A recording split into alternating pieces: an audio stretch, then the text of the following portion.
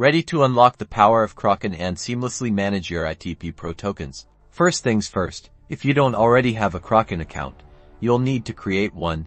Head to Kraken.com and click the Sign Up button in the upper right corner. Fill out the registration form with a valid email address, a secure username, and a strong password, then verify your email to activate your account. Once you're logged in, navigate to your Kraken Dashboard. From there, locate the Transfer button.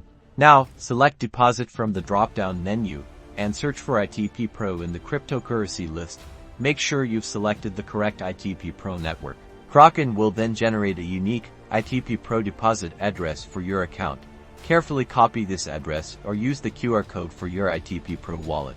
Now, go to your ITP Pro wallet, paste the copied Kraken Deposit Address into the recipient address field, and enter the amount of ITP Pro you wish to transfer. Double-check all the details before confirming the transaction.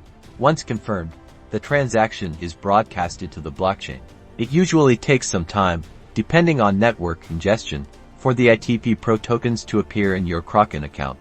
If you experience any delays, check the transaction status on the blockchain using a block explorer, and if problems persist, Kraken support team is always ready to assist.